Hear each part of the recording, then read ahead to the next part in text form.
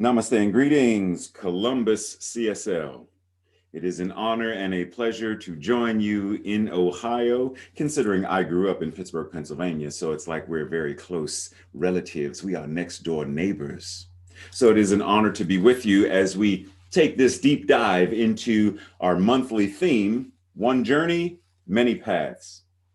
And today specifically, we are talking about the infinite invisible is visible as you.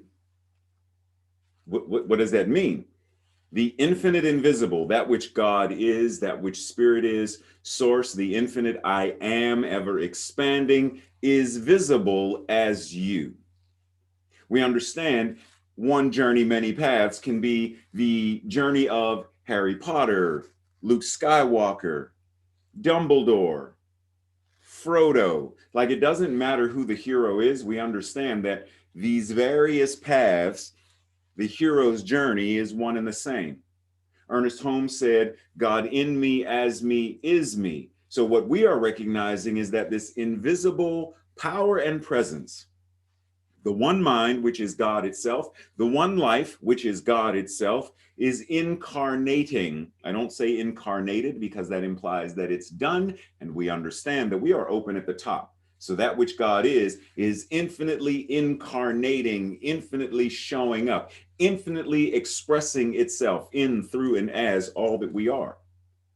So we're encouraged to simply move from this thinking of the divine, moving from talking about the divine to feeling it, to experiencing it. It's one thing to talk about the hero's journey. It's a completely different thing to walk it. So we tend to compartmentalize this thing called the mystical experience as if it's some lofty pie in the sky dream versus understanding that the mystical experience is what we're having right now. If we allow ourselves to understand it, if we allow ourselves to marinate in it, if we allow ourselves to be washed over by it. Because if God is all there is, then that which is mystical, that which is the power and the presence, must always be present, right? I mean, we say there's not a spot where God is not. So then that which is the mystical itself, the very power and presence, must be present everywhere at all times. That means this moment right now must be deeply steeped in, deeply resonating with the very power of this mystical force, because God is all there is, and it's present right here, right now, in, through, and as me, and in, through, and as every one of you. So right here and right now, mysticism exists if we allow it to be our recognized experience. Pause. Because it's also Valentine's Day. And so we understand that love cannot be seen. I can't show you love. If you say, Reverend Ray, do you love your children? And I say yes. And you say, prove it. Show me the love. Like in the old movie where show me the money with Tom Cruise and Cuba Gooding Jr. Show me the love. Show it to me. You can't show it. I can't look in a pocket. I can't find it in a suitcase. I can't make an incision and pull out my heart chakra and be like, there it is. Because we understand love is this infinite invisible power. But what do we see when it is made visible? We see it in action. We see it in the way that I take care of my children, the way I communicate with my children, the way I nurture them and pour into them. So love, if it's real love, not this pseudo kind of pie in the sky love where it's conditional and it's I'll love you if you wash the dishes. I'll love you more if you buy me a diamond ring or take out the garbage. I'll love you more if. Love God, love spirit, love agape is without conditions. It simply is what it is. God is what it is. God is not that old anthropomorphic Odin-like, Zeus-like deity sitting on a throne saying, I shall love you if you bow down before me and honor my 10 commandments and such and thus forth. You know, because God read Shakespeare, so that's why God talks like that. And such and thus forth. And if you don't, then I shall hurl a lightning bolt and turn you to salt. We understand that that's not God. That's man's interpretation of God, because man, when we are out of alignment with, we create judgment and condemnation and all forms of criticism and conditions. But love, this infinite invisible power, source itself, is present right here and right now. It's made visible in how we show up. It is made visible in how we become love in action. How do we serve? So same with mysticism. How do we embody this mystical power and this mystical presence? How do we embody it and let God, let life itself show up as us? You know, I can talk about water all I want. I can talk about H2O. I can talk about agua, Wasser, Mizu. You can talk about water all day long. But if someone is dehydrated, my talking about it does not quench their thirst. We must get to a place where we not only pontificate about and contemplate and theoreticize about God and life and love, but we must get to the point where we are practically, applicably living and drinking from the infinite well of life. We must feel the divine in our daily lives. Let's look around in our lives where we feel separate from love, separate from joy, separate from friends, family, community. Where is this sense of separation when we understand that if God is all there is, then God, that which it is, can never be separate. It is infinitely bound as one. And yet we feel separated. So where and how can we feel unified and one, even while in the midst of feeling separate and apart? How do we balance the duality of, I know this to be true and I allow this truth to deeply seep and resonate from me and through me and as me, even while I feel or experience this other thing? My mother made her transition Father's Day 2020. How do I feel the grief and mourn while recognizing and understanding that that which she is cannot die? Breathe, follow me here. How do I reconcile feeling grief and feeling the absence of that which can never be absent, and come to a space where I recognize and understand that both and can exist in my experience? But it's a matter of which one do I focus on? Do I focus on the loss, or do I focus on that which cannot be lost? Do I focus on and resonate with the infinite and simply experience and feel and move through the tides and waves of emotions that come with grief? Both and, not either or. Mysticism is not a either or, it is a both and. It is feeling this deeply human experience while also recognizing that what we are is not simply human. Joel Goldsmith says we must put into practice what we already know. Okay, so what do we already know? We know treat and move your feet. We know that words are powerful. Words have meaning and words shape reality. We know that thoughts are things. We know these things. So Goldsmith says, well, then put them into practice.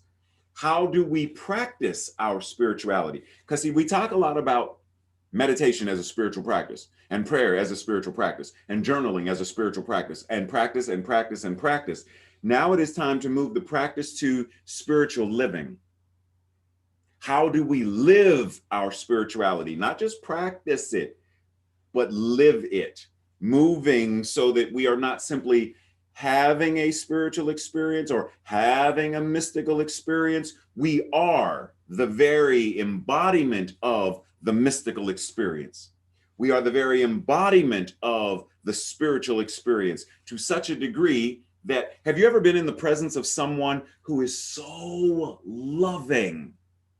I mean, so loving that you can smell the aroma of unconditional love wafting off of them. And simply by being in their presence, you feel loved, cared for, and supported. You don't even know this person, but you see kindness. And when you see someone's act of kindness, it fills you with. When we are living that, then our very presence does that. Not just for those who see us and hear us and are near us, but it does that for the world. The very vibration of our mystical living becomes the catalyst that changes the world into a world that works for all.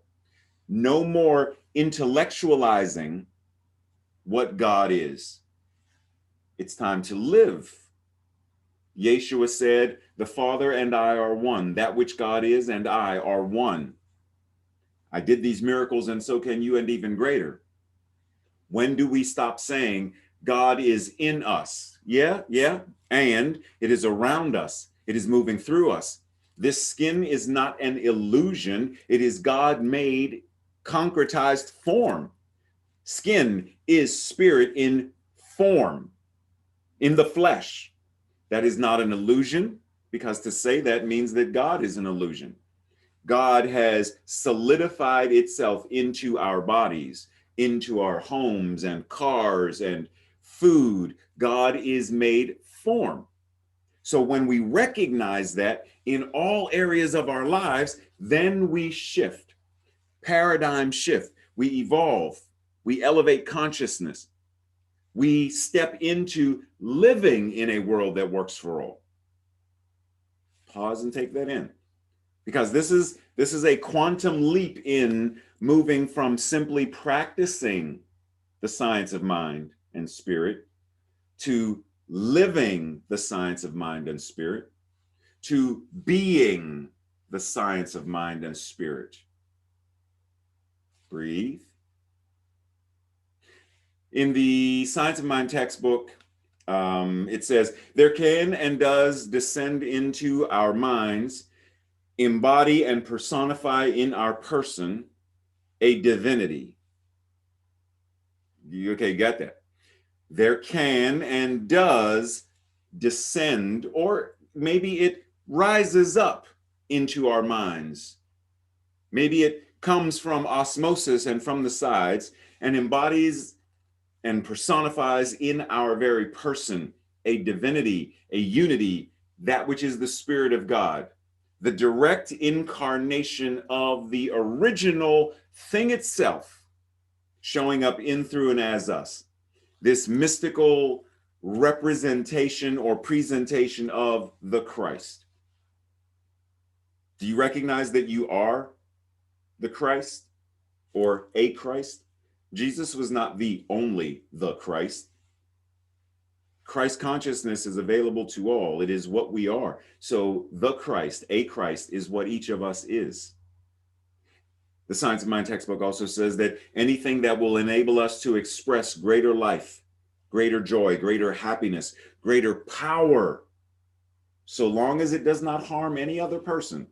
It's almost like in the practice of Wicca, do whatever you will, but harm none.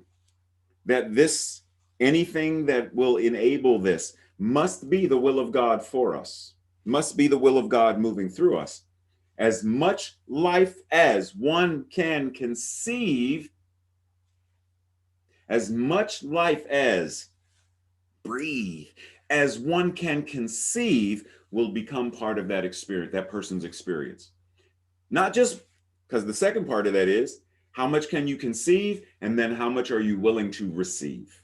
Because we must be open to the reception of it. This whole mystical experience, someone can say they love you, but if you're not open to receiving love, then you're going to resist it and you're going to prohibit it and you're going to create boundaries that will not allow it in. This is why Rumi said, your job, paraphrasing, your job is not to look for love. Your job is to look within yourself to find all of the places where you have created barriers to love. What happens when we look within ourselves and find all of the places within ourselves where we have created barriers to God, barriers to happiness and joy? Where do we turn off the flow of? Where do we go within? Like we go into a room and we say, I would rather sit in the dark. Where do we do that with spirit? Where we turn it off or dim our own spiritual magnificence, where we dim, because you can never truly turn it off, because that would mean you can turn God off, and you can't. It's all there is. But we can turn our attention, which in effect is like a dimmer switch, where we turn it down. That's why I tell people, we all often talk about the still small voice of God. God is not a still small voice. The voice of God, the voice celestial, is loud and booming. What makes it a small voice is when we put on our headphones and we turn on the music or the affirmations of, I hate myself so much, so you can hate me so much, because I'm not worth very much, and that's why I don't like me. Well, of course, if that's what we're listening to, that's what we're broadcasting to ourselves, then of course we're not going to hear the voice of God. So take the headphones off, get rid of that tune, and then the loud booming voice of spirit recognizing itself in, through, and as us becomes who and what we are in a lived experience. We then become open and receptive. We feel the revelation of truth, because one of our core concepts says we believe in the direct revelation of truth through our intuitive and spiritual nature, and that anyone and everyone may become a revealer of truth if they live in close contact, if they are in divine relationship with, if they are open and allowing that which is the indwelling, the all-dwelling, the all-pervasive God to be in, through, and as them. So the question is, where are we creating boundaries and blockages to this? Where are we not allowing it? Where are we prohibiting it? So the journey where we are right now is recognize that there is nowhere to go, that we are already it. We are already the infinite I am in expression. So then what is ours to do? Ours is to take the journey. Reverend Dr. Martin Luther King Jr. said, you need not see the whole staircase. You need not know where the staircase is even going. All you need to do is, in faith, step on that one singular step. I often start off my meditations and prayers reminding people, you cannot breathe tomorrow's breath. You cannot rebreathe yesterday's breath. You cannot save a breath for a rainy day. You can only breathe this breath right here and right now. You can only be present to this breath right here and right now. So let's be present to this one step where we are today. And from this one step, live, move, and have our beingness as beings of love who act, not just who think, but who act upon who and what we are, who are spirit in action, love in action, prayer in action. Let our lives be our amen. Let our lives be the and so it is of how we show up. That's what it means to let the infinite invisible be visible as you. To let God show up in this moment, in this breath, in these thoughts, in this word, in this body, in this relationship. That's how we change the world. That's how we manifest, demonstrate, and create a world that works for all. That's what we are called to be and what we are called to do. Has been a pleasure to be with you and to celebrate this day. Happy Valentine's Day. Much love, much joy, much appreciation. And I will see you soon in person one of these days. Love you. Take care.